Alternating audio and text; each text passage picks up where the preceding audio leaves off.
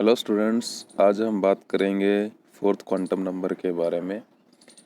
पिछली क्लास के अंदर हमने 3 quantum numbers N, L and M L पढ़े थे।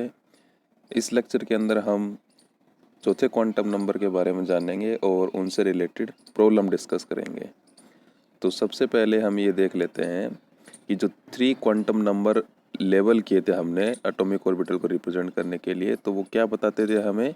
उसकी एनर्जी, शेप और ओरिएंटेशन बताते थे। Okay, but all these quantum number are not enough to explain the line spectra in the case of multi-electron atoms। इसका मतलब ये हुआ, जैसे हमने प्रीवियस केस के अंदर हाइड्रोजन एटम के बारे में स्टडी किया था, तो हाइड्रोजन एटम के पास क्या था? सिंगल इलेक्ट्रॉन था, और सिंगल इलेक्ट्रॉन का line spectra quantum mechanical model से इजीली एक्सप्लेन हो गया था with the help of 3 quantum numbers. लेकिन अब क्या है, हमारे पास मल्टी इलेक्ट्रॉन सिस्टम है। मल्टी इलेक्ट्रॉन सिस्टम का मतलब एक ऐसा एटम जिसके अंदर एक से ज़्यादा इलेक्ट्रॉन प्रेजेंट है। जैसे अगर हम एग्जांपल ले तो लिथियम का एग्जांपल लेते हैं, जिसके अंदर नंबर ऑफ इलेक्ट्रॉन्स कितने हैं? 3 नंबर ऑफ इलेक्ट्रॉन्स है। ये लिथियम जो है केस एटम है, इसमें कितने इलेक्ट्रॉन है? 3 इलेक्ट्रॉन्स हैं। इसलिए इसको हम क्या कहेंगे? Multi electron system. तो ऐसे एटम जिनमें मल्टी इलेक्ट्रॉन्स प्रेजेंट हैं, उनमें जो लाइन स्पेक्ट्रा आता है उसको 3 क्वांटम नंबर की हेल्प से सक्सेसफुली एक्सप्लेन नहीं कर सकते, क्योंकि हमें उनमें क्या नहीं पता चलेगा कि डबलेट कहाँ बन रहा है और ट्रिपलेट कहाँ बन रहा है। देखिए, डबलेट का मतलब होता है 2 ऐसी लाइनें लाइन स्पेक्ट्रा के अंदर जिनका बहुत ही कम डिस्टेंस होता है, यानी कि हम उसको मेज़र नहीं कर पाते। और ट्रिपलेट में ऐसे ही 3 लाइनें होती हैं जिसका डिस्टेंस आपस में क्या होता है? बहुत ही कम होता है।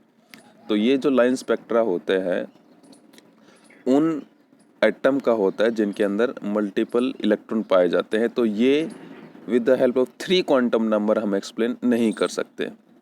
This suggest that the presence of a few more energy level than predicted by the 3 quantum number. इसका मतलब ये हुआ कि कुछ ज़्यादा एनर्जी लेवल प्रेजेंट होंगे। किसकी वजह? जब हमने 3 क्वांटम नंबर से प्रिडिक्ट किया था तो एनर्जी लेवल जितने भी थे उससे मल्टी इलेक्ट्रॉन सिस्टम में ज़्यादा एनर्जी लेवल मिल रहे हैं। ओके, तो इसको दूर करने के लिए, इस प्रॉब्लम को दूर करने के लिए 1925 में George Uhlenbeck and Samuel Goldsmith ने क्या किया? एक चौथे क्वांटम नंबर को प्रपोज किया, जिस क्वांटम नंबर को हम किस नाम से जानते हैं? Electron spin quantum number. उसको रिप्रेजेंट करते हैं एमएस से। तो इस तरह से हमारे पास 4 क्वांटम नंबर्स है। सबसे पहला एन प्रिंसिपल क्वांटम नंबर, फिर एल एजीमुथल क्वांटम नंबर, फिर एमएल मैग्नेटिक क्वांटम नंबर, और अब MS electron spin quantum number. An electron spins around its own axis much in a similar way as Earth spin around its own axis while revolving around the sun। इसका मतलब ये हुआ, जैसे कि electron, मान लीजिए ये न्यूक्लियस है। अब न्यूक्लियस के चारों अराउंड ये ऑर्बिटल के अंदर इलेक्ट्रॉन रिवॉल्व कर रहा है। एक तो ये रिवॉल्व कर रहा है इस तरीके से, और दूसरा ये अपनी एक्सिस पे भी रिवॉल्व कर रहा है, यानी कि इलेक्ट्रॉन खुद भी घूम रहा है और चारों तरफ, इस न्यूक्लियस के चारों तरफ रिवोल्यूशन भी कर रहा है। मतलब ये क्या हो गया? ये हम कैसे समझ सकते हैं इस एग्जाम्पल को? जैसे अर्थ एक तो अपनी एक्सिस पे घूमती रहती है और दूसरा सन के चारों तरफ भी रोटेट करती रहती है।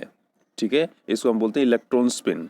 तो अगर इलेक्ट्रॉन स्पिन हो रहा है तो इसका मतलब उस इलेक्ट्रॉन के अंदर क्या आ जाएगा? इन अदर वर्ड्स में क्या हम क्या कह सकते हैं? Electron has spin angular quantum number, क्योंकि रोटेशनल मोशन में हमारे पास क्या आ जाता है? एंगुलर मोशन आ जाता है, और इसी वजह से इलेक्ट्रॉन के पास क्या आ जाता है? Spin angular quantum number. Next point is spin angular quantum number of electron is a vector quantity can have 2 orientation relative to the axis. ये बिल्कुल ऑब्वियस है। जैसे हमारे पास ये कोई एक एक्सिस है, मान लीजिए ये एक्सिस है मेरे, इलेक्ट्रॉन किस डायरेक्शन में रिवॉल्व कर रहा है? इसका मतलब ये हो कि या तो वो इस डायरेक्शन में रिवॉल्व करेगा, अब ये क्या हो गया? एंटी क्लॉकवाइज डायरेक्शन, या फिर वो इस डायरेक्शन में रिवॉल्व करता है इस तरीके से, उसको हम क्या कहेंगे? Clockwise direction. तो स्पिन एंगुलर क्वांटम नंबर क्या हो गया? एक वेक्टर क्वांटिटी हो गया, यानी कि इसमें डायरेक्शन प्रेजेंट होती है और उसमें कितने ओरिएंटेशन पॉसिबल होती है? ओरिएंटेशन मतलब उसकी डायरेक्शन, ओरिएंटेशन 2 ओरिएंटेशन पॉसिबल होती है उस एक्सिस के along. Okay, next point is, अब हम इसको रिप्रेजेंट कैसे करेंगे, इसको डिस्टिंग्विश कैसे करेंगे। जो स्पिन क्वांटम नंबर्स होते हैं एमएस, उनकी वैल्यू होती है प्लस हाफ और माइनस हाफ से उनको हम डेजिग्नेट करते हैं।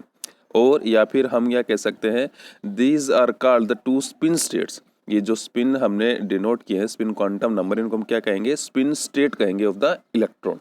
और नॉर्मली हम इसको किससे डिनोट करते हैं, एरो से। ये जो अपर एरो है साइन अप, ये जो साइन बनाया हमने साइन अप, ये किसको रिप्रेजेंट करता है, प्लस हाफ को।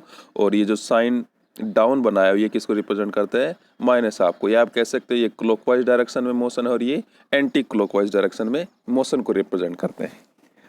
Next point is, two electron that have different MS value plus half and minus half are said to be opposite spin. Obvious सी बात है, अगर किसी दो इलेक्ट्रॉन के पास एमएस वैल्यू है प्लस हाफ और माइनस हाफ, तो ये देखिए आपस में साइन इनके अलग अलग हो गए, तो इनको क्या कहेंगे, अपोजिट स्पिन कहेंगे। और जो नेक्स्ट पॉइंट है काफ़ी इंपॉर्टेंट है, N orbital can not hold more than two electrons and these electrons should have opposite spin. बहुत ही इंपॉर्टेंट पॉइंट है। देखिए इसका मतलब हुआ कि अगर हम एक ऑर्बिटल बनाते, जैसे ये मैंने एक ऑर्बिटल बनाया, इस एक ऑर्बिटल के अंदर मैक्सिमम कितने इलेक्ट्रॉन पॉसिबल हो सकते हैं, सिर्फ 2 इलेक्ट्रॉन पॉसिबल हो सकते हैं एक बार। जैसे अगर मैंने यहाँ बनाया है 3p ऑर्बिटल बनाए हैं, तो यहाँ पे एक ऑर्बिटल ये है, एक ऑर्बिटल ये है और एक ऑर्बिटल ये है। तो देखिए हर एक ऑर्बिटल में मैक्सिमम कितने इलेक्ट्रॉन आ सकते हैं, 2 इलेक्ट्रॉन। ये पहली बात। और दूसरी बात क्या है कि अगर वो 2 इलेक्ट्रॉन प्रेजेंट हैं तो उनमें क्या होगा, अपोजिट स्पिन मिलेगा। जैसे कि एक का स्पिन अप है, एक का स्पिन डाउन है, इस तरीके से हर एक केस में होगा, एस में भी, इसमें भी और इसमें भी। यानी कि एक ऑर्बिटल के अंदर मैक्सिमम 2 इलेक्ट्रॉन आ सकते हैं और दोनों का स्पिन क्या होगा, अपोजिट स्पिन होगा। ओके, अब हम डिस्कस करते हैं आज का टॉपिक को इंक्लूड करके, और प्रीवियस जो टॉपिक थे हमने क्वांटम नंबर्स के बारे में पढ़े थे, उनसे रिलेटेड प्रॉब्लम्स। तो सबसे पहला प्रॉब्लम है, what is the total number of orbital associated with the principal quantum number n is equal to 3। देखिए हमारे पास प्रिंसिपल क्वांटम नंबर n की वैल्यू दी हुई है 3, और ये पूछा गया है कि इस principal quantum number n equal to 3 से एसोसिएटेड कितने ऑर्बिटल पॉसिबल हैं, कितने ऑर्बिटल पॉसिबल हैं। तो देखिए इसको पहले तो हम लॉन्ग मेथड से सोल्व करते हैं, क्योंकि हमें n इक्वल टू 3 दिया हुआ है, तो हमें क्या करना है, सबसे पहले l की वैल्यू निकालेंगे। अब हमें पता है l की वैल्यू कहाँ से कहाँ होती है, 0 टू n-1, 0 टू n-1। जितना भी n दिया होगा उससे एक कम होगा तो वो क्या होगा, l की वैल्यू। तो हम क्या लिखेंगे, 0 टू 3-1, बिकॉज n की वैल्यू कितनी है, 3, and this comes out to be l is equal to 0 to 2। और 0 से 2 में कितने पॉसिबल होते हैं वैल्यू, 0, 1, 2। यानी कि l की कितनी वैल्यू होंगी, हमारी 3 वैल्यू होंगी, और वो कौन कौन सी होंगी, 0, 1, 2। अब अगर l की वैल्यू 0 होती है तो हमें पता है ml की वैल्यू क्या होगी, 0 होगी, क्योंकि ml की वैल्यू कहाँ से कहाँ लाई करती है, ml की वैल्यू होती है -L टू +L। तो -L भी 0 होगा और +L भी 0 होगा, इसका मतलब ml की वैल्यू कितनी आएगी, 0 आएगी। अब हम लेते हैं l की वैल्यू 1, l की वैल्यू 1 लेने का मतलब ml की वैल्यू कितना हो जाएगा, -L टू +L, इसका मतलब -1 से 1, -1 से 1 का मतलब -1, 0 और +1। अब l की वैल्यू अगर 2 लेते हैं तो ml की वैल्यू कितनी हो जाएगी, -L टू +L, इसका मतलब -2 टू +2, और -2 टू +2 कितनी वैल्यू आएंगी, 5 वैल्यू आएंगी, जो क्या होंगी, -2, -1, 0, 1 और 2। अब हम इसको समराइज करते हैं। देखिए सबसे पहले हमने n की वैल्यू 3 लिया था, फिर हमने l की वैल्यू निकाली और ml की वैल्यू निकाली। हम अब टोटल ऑर्बिटल काउंट करते हैं। एक ऑर्बिटल तो बनेगा l इज इक्वल टू 0 और ml इज इक्वल टू 0 से, तो वो एक ऑर्बिटल बना, उस हम जानते हैं एक ऑर्बिटल को हम क्या नाम देंगे, s सबसेल नाम देंगे। फिर दूसरे की बात करते हैं, जब हमारा l की वैल्यू 1 थी तो ml की कितनी वैल्यू थी, -1, 0 और +1। इसका मतलब कितने सबसेल है हमारे पास, 3 सबसेल है हमारे यहाँ पे पास, तो उसको हम क्या कहेंगे, p ऑर्बिटल कहेंगे, p सबसेल कहेंगे सॉरी। और l इज इक्वल टू 2 के अंदर कितने हैं हमारे पास, 5 है, तो टोटल हम ऑर्बिटल काउंट करेंगे तो कितने हो जाएंगे, 1s, 3p और 5d, तो टोटल कितने हो जाएंगे, 9। ये तो था हमारा लॉन्ग मेथड। अब हम शॉर्ट मेथड भी यूज़ कर सकते हैं। हमें पता है अगर प्रिंसिपल क्वांटम नंबर n की वैल्यू हमें दी हुई है तो टोटल नंबर ऑफ ऑर्बिटल क्या होते हैं, n² it comes out to be 3² and is equal to 9। हम इस तरीके से निकाल सकते हैं, बट हमें ऐसे भी पता होना चाहिए कि n की वैल्यू दी होती है तो फिर हम पहले l की वैल्यू टोटल पॉसिबल वैल्यू निकालते हैं और फिर ml की टोटल पॉसिबल वैल्यू निकालते हैं और उन सारे सभी सब सेल्स को हम ऐड करते ही क्या आ जाएंगे हमारे पास total number of orbitals. In this case total orbital are 9। Move on to next question which is using SPDF notation describe the orbital with the following quantum number। इसमें हमें SPDF नोटेशन का use करते हुए orbital के बारे में बताना है कि वो कौन सा ऑर्बिटल होगा। इसमें सबसे पहला पार्ट है n इज इक्वल टू 2 और l is equal to 1। B part है n is equal to 4 and l is equal to 0। C part है n is equal to 5 and l is equal to 3 and fourth part is n is equal to 3 and l is equal to 2। तो सबसे पहले हम ये देखते हैं कि किसी भी ऑर्बिटल को हम कैसे लिखते हैं। किसी भी ऑर्बिटल को हम लिखेंगे n और उसके आगे लिखेंगे l जो सब सेल को रिप्रेजेंट करेगा। जो n होता है हमारा वो होता है हमारा प्रिंसिपल क्वांटम नंबर और l से रिलेटेड जैसे l की वैल्यू 0 होती है तो सब सेल आता है हमारा s, अगर l की वैल्यू 1 होती है तो हमारा सब सेल आता है p। इस तरीके से हमारा टोटल वो ऑर्बिटल का नोटेशन बन जाता है। देखिए सबसे पहले हमें पता होना चाहिए कि ये वैल्यूज़ क्या बताती हैं। l की वैल्यू जैसे l की वैल्यू अगर 0 होती है तो हम नोटेशन क्या देंगे s, अगर 1 होती है तो क्या देंगे p, 2 होता है तो क्या देंगे नोटेशन d, और 3 होता है तो क्या देंगे f, और 4 आएगा तो क्या देंगे हम g। ये l की वैल्यू के कोरस्पॉन्डिंग नोटेशन है सब सेल के। अब move on to our first part that is n is equal to 2 and l is equal to 1। अब हमें पता है n की वैल्यू 2 है तो हम सबसे पहले 2 लिखेंगे और l इज इक्वल टू 1 है तो l इज इक्वल टू 1 के कोरस्पॉन्डिंग सब सेल क्या आएगा 2p। तो हमारे पास क्या आ जाएगा 2p ऑर्बिटल आ जाएगा। बिल्कुल सिमिलर इसी तरीके से n is equal to 4 and l is equal to 0 तो ऑर्बिटल क्या आ जाएगा। सबसे पहले n की value n is equal to 4 इसलिए हमने 4 लिखा पहले। l इज इक्वल टू 0 है तो l इज इक्वल टू 0 के कोरस्पॉन्डिंग कौन सा सब सेल आता है s आता है तो हमारा ऑर्बिटल क्या हो गया 4s हो गया। Move on to next point n is equal to 5 and l is equal to 3। तो 5 सबसे पहले हम 5 लिखेंगे प्रिंसिपल क्वांटम नंबर, फिर l इज इक्वल टू 3 के कोरस्पॉन्डिंग क्या आता है सब सेल f आता है। That's why our orbital is 5f। Next is n is equal to 3 and l is equal to 2। तो सबसे पहले हम n की वैल्यू लिखेंगे 3 और l इज इक्वल टू 2 के कोरस्पॉन्डिंग कौन सा सब सेल आता है d। That's why our orbital is 3d। ये काफ़ी सिंपल प्रॉब्लम थी बट ये कंसेप्ट क्लियर करने में काफ़ी हेल्पफुल होते हैं। Move on to next problem. Which of the following sets of quantum number are not possible and why. ये ऐसे क्वेश्चन आपके कंसेप्ट को और भी क्लियर करते हैं। देखिए सबसे पहले हम सवाल समझते हैं। ये कह रहा है ये 4 हमारे पास क्वांटम नंबर दिए हुए हैं, सेट दिए हुए हैं, हमें ये बताना है कि इनमें से कौन सा सेट पॉसिबल नहीं हो सकता। ओके तो सबसे पहले पार्ट हम डिस्कस करते हैं। n इज इक्वल टू 3 दिया हुआ है, l इज इक्वल टू 2 दिया हुआ है, ml की वैल्यू 0 दी हुई है, ms की वैल्यू हाफ दी हुई है। ठीक है सबसे पहले हम क्या देखते हैं n इज इक्वल टू 3 से पॉसिबल l कितने होंगे। हमें पता है जब भी n हमारे पास n की वैल्यू होती है तो हम l की वैल्यू एजिमुथल क्वांटम नंबर की वैल्यू कहाँ से कहाँ निकालते हैं 0 टू n-1। इसका मतलब हुआ 0 to 3-1 it means 0 to 2 and that comes out to be 0 1 2। तो l की वैल्यू जो हमें प्रॉब्लम में कितनी दी थी 2 और हमारी कितनी आ रही है n इज इक्वल टू 3 की कोरस्पॉन्डिंग 0 1 2 मतलब 2 क्या है पॉसिबल है। अब अगर 2 पॉसिबल है तो हम क्या चेक करेंगे ml चेक करेंगे। ml की वैल्यू कहाँ से कहाँ पॉसिबल होती है -L2 प्लस l। अब -l इट मीन्स -2 2 प्लस 2 और -2 2 प्लस 2 में कितनी वैल्यू आएंगी -2 -1 0 +1 +2 और हमें प्रॉब्लम में कितना दिया हुआ था ml 0 दिया हुआ था। It means ml is equal to 0 भी क्या है पॉसिबल है। और हमें पता है ms के ओरिएंटेशन को डिनोट करता है तो ओरिएंटेशन क्या हो सकता है प्लस हाफ हो सकता है या फिर माइनस हाफ हो सकता है। इसका मतलब ये भी क्या है पॉसिबल है।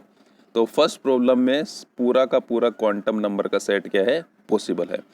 अब सेकंड प्रॉब्लम पे हम देखते हैं सेकंड पार्ट पे n is equal to 4 ml and l is equal to 4 ml is equal to +3 ms is equal to half. तो सबसे पहले हम n इज इक्वल टू 4 को लेके चलेंगे तो l की वैल्यू कहाँ से कहाँ होगी 0 to n-1 it means 0 to 4-1 it means 0 to 3। इसका मतलब हुआ कौन कौन सी वैल्यू आएंगी n इज इक्वल टू 4 के कोरस्पॉन्डिंग l की कौन कौन सी वैल्यू आएंगी 0 1 2 3, बट हमें प्रॉब्लम में क्या दिया हुआ था l इज इक्वल टू 4। इसका मतलब ये पॉसिबल नहीं है क्योंकि n इज इक्वल टू 4 के कोरस्पॉन्डिंग जो l की वैल्यू होंगी वो क्या आ रही हैं 0 1 2 3, सिर्फ कहाँ तक जाएंगे 3 तक जाएंगे, बट l की वैल्यू 4 हमें मेंशन की हुई है, तो ये क्वांटम नंबर पॉसिबल, ये set of quantum number possible नहीं है। Okay, next part, n is equal to 3, l is equal to 1, ml is equal to -2 and ms is equal to -r।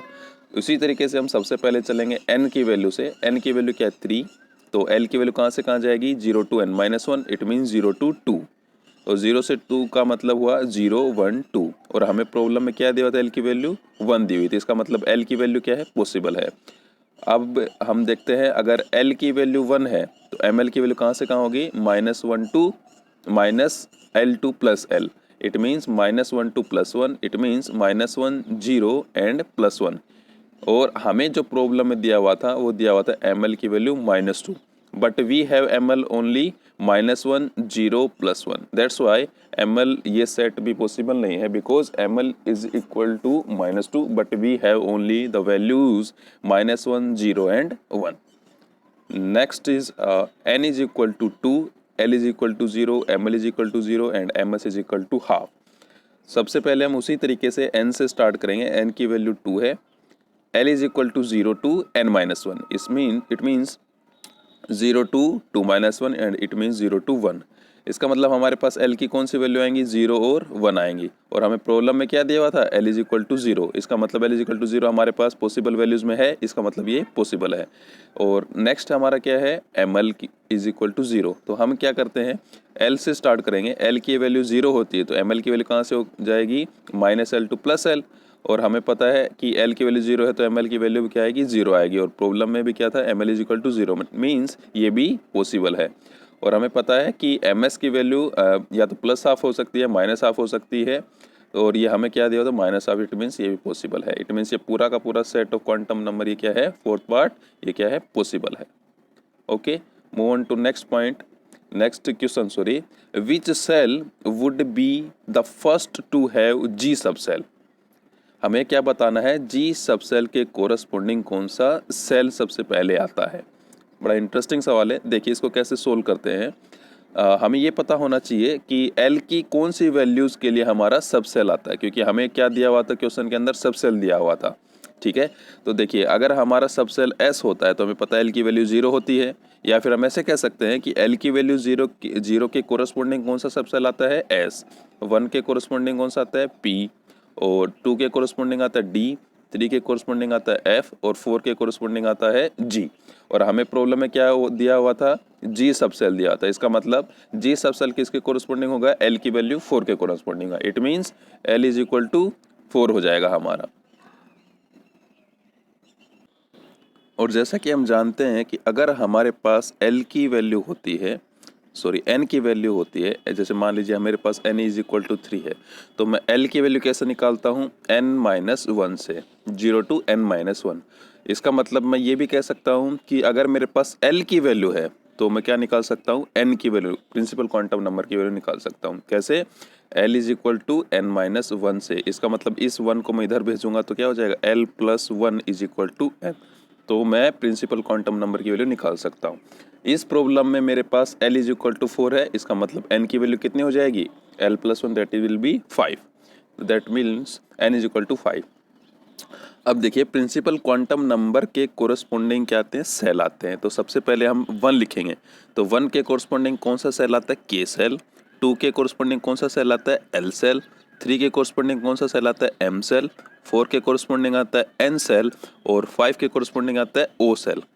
हमें यही पूछा गया था कि G सब सेल के कोरस्पॉन्डिंग कौन सा सेल सबसे पहले आता है, तो हमने ये पता किया, सबसे पहले L की वैल्यू हमने निकाली, L के बाद N की वैल्यू निकाली, और N से हम क्या निकाल रहे हैं वो कोरस्पॉन्डिंग सेल निकाल रहे हैं। इसका मतलब हमारे पास कौन सा सेल आया है O सेल आया है, इसका मतलब हुआ G सब सेल के लिए हमें कौन सा सेल मिलेगा O सब सेल मिलेगा, या हम क्या कह सकते हैं for N is equal to 5 corresponding N is equal to 5 किसके कोरस्पॉन्डिंग है O के कोरस्पॉन्डिंग है, और O जो सेल है वो क्या है एंड इट कंटेन्स जी सब सेल।